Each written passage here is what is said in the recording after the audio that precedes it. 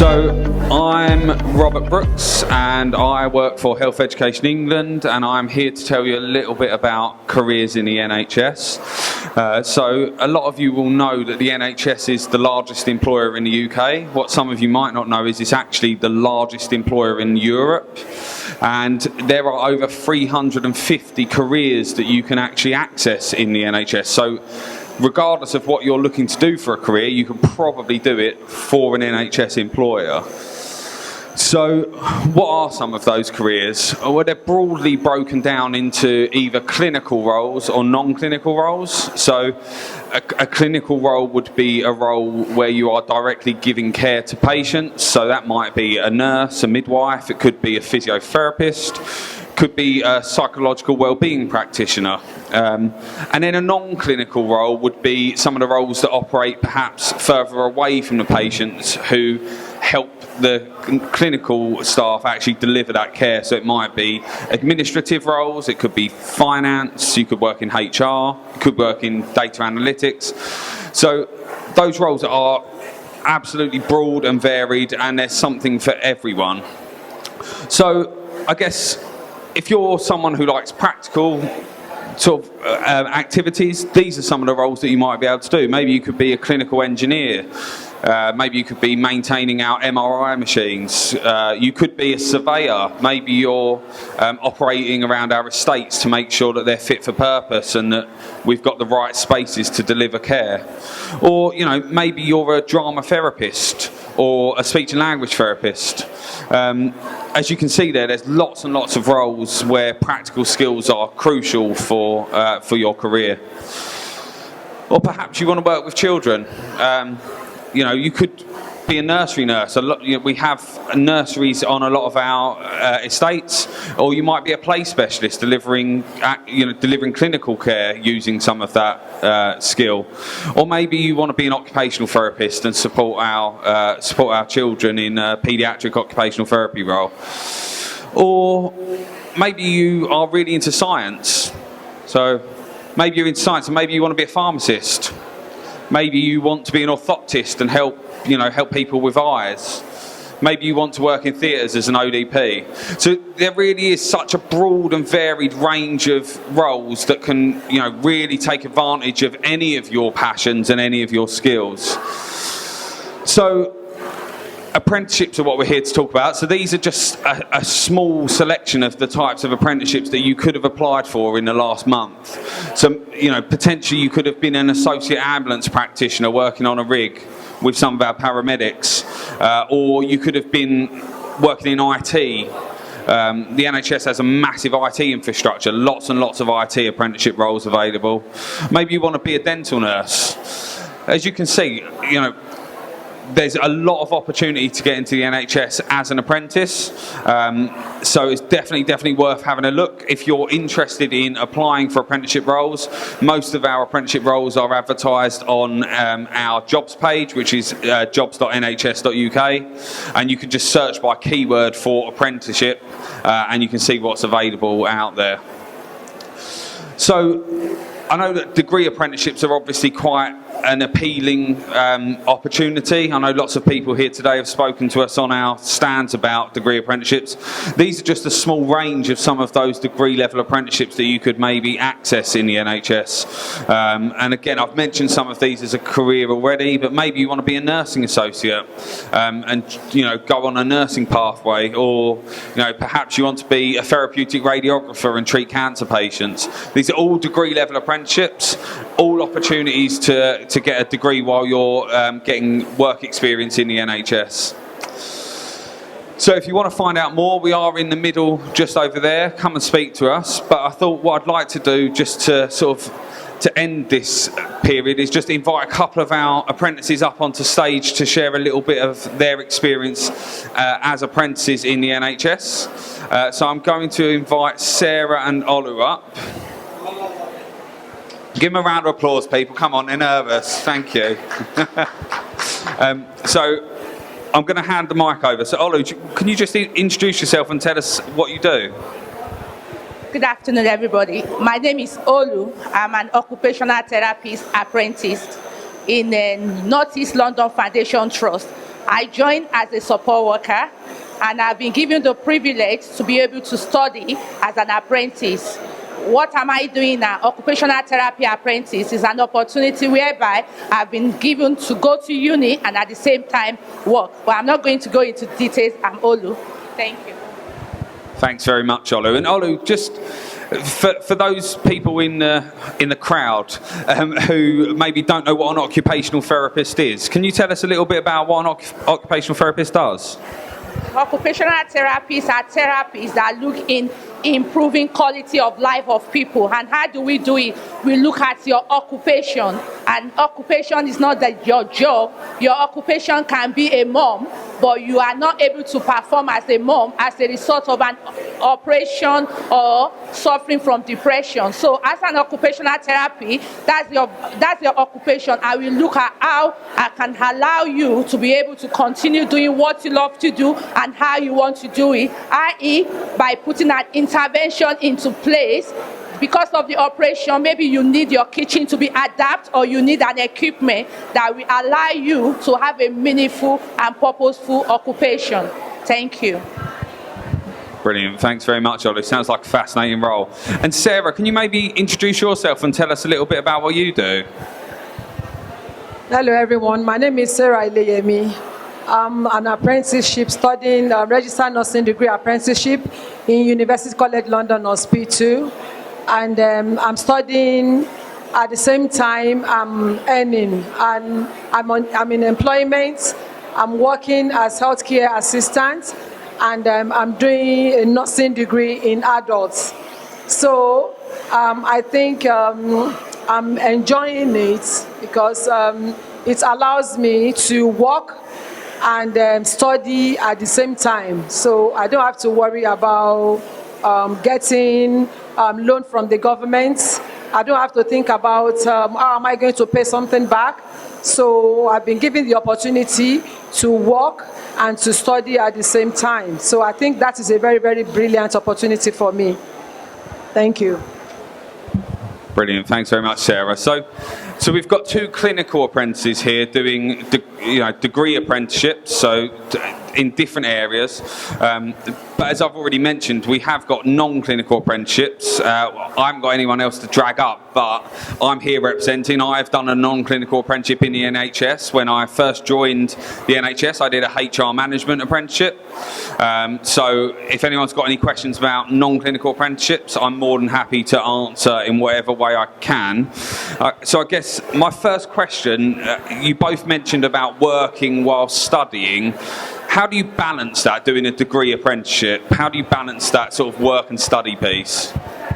Thank you very much. As an apprentice, you have that commitment. You have a very big why. I always say to people, I'm a mom. I have children in uni, I have in primary school, and I have in secondary school. But because I have a why, my why is big, so that is what gets me up in the morning. I have a time management skill, and I have a very fantastic team here. In NEFT, where I work, in NHS, is a family. They have already done the work, they've worked the work, they've gone through it, they are there to hold your hands, to support you. So balancing is all about you. You are the centerpiece. The person that can stop me is the person I see in the mirror when I groom myself in the morning. And why should I stop myself? And I have that flexibility within my team. And in NHS, we are family. So that commitment starts first, and it starts with you having a big why. That's how I balance my day. Thank you. Brilliant. Very inspiring, Olu. Thanks very much. As you can hear there, the NHS is a very supportive place to come and work and study. Family is often how it's described, and I'm seeing colleagues nodding about that. So it's definitely a fantastic place to come and start your career and continue it. So Sarah, I guess if I was to ask you, what's your favourite part of your apprenticeship? I would say my favorite part of my apprenticeship is my clinical placement, because during my clinical placement, this is when I put in practice what I have learned in the university. Even though I've been experienced on the job, but I'm working as a nursing assistant, not as a nurse. But during placement, you're working as a nurse. You will work alongside the nurses, that you're paired with, and you're looking into what they're doing, and they are watching you under strict supervision, and you're doing everything that a nurse is doing.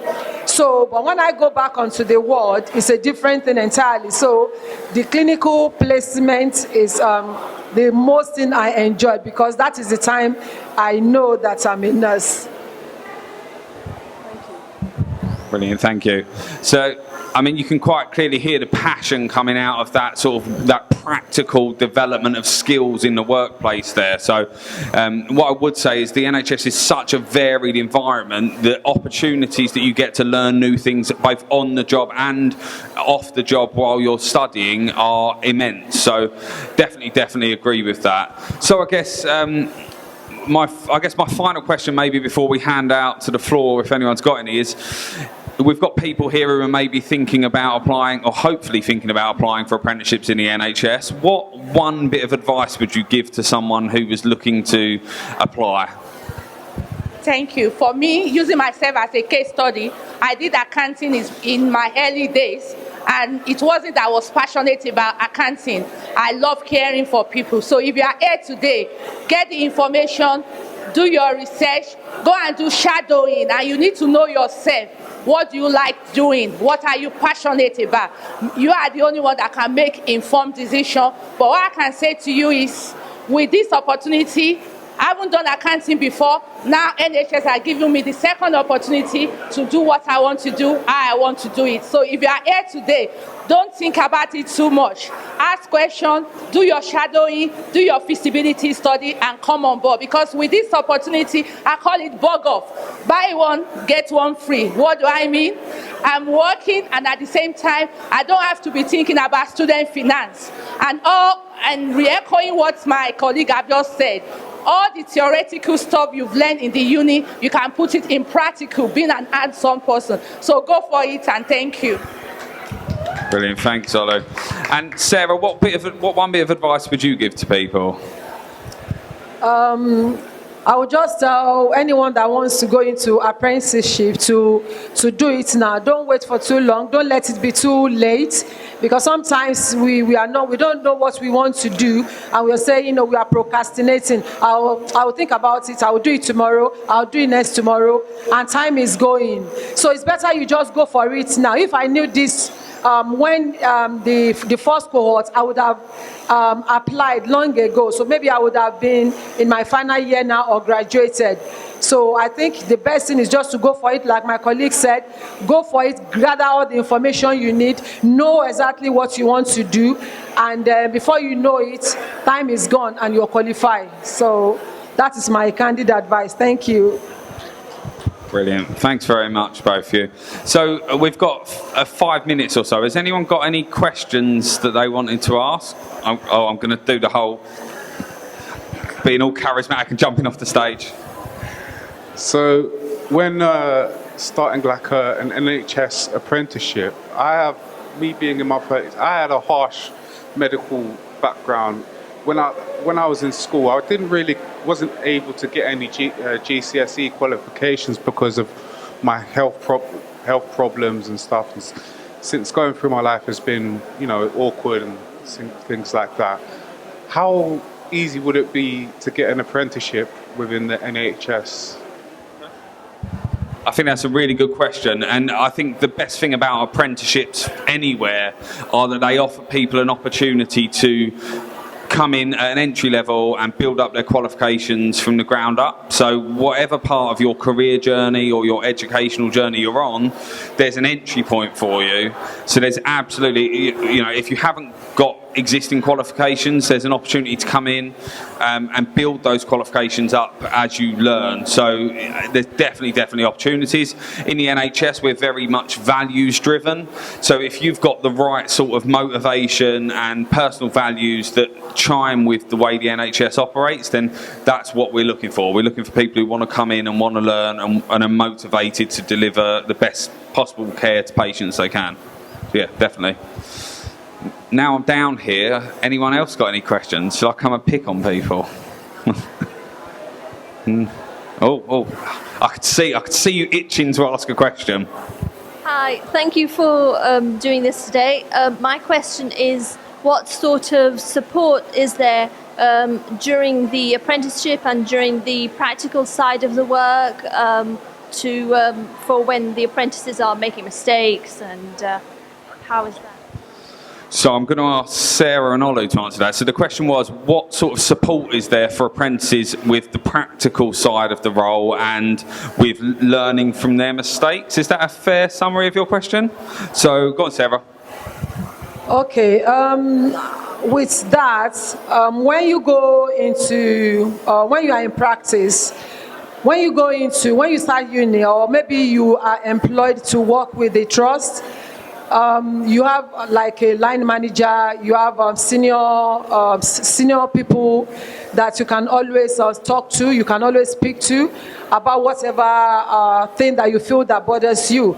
So I don't think, even if you make a mistake, there are people that you can always go to and ask them, or maybe if they see the things that you're doing, you can be corrected in a way that you will not feel, you won't be feeling intimidated, or you won't feel low about yourself.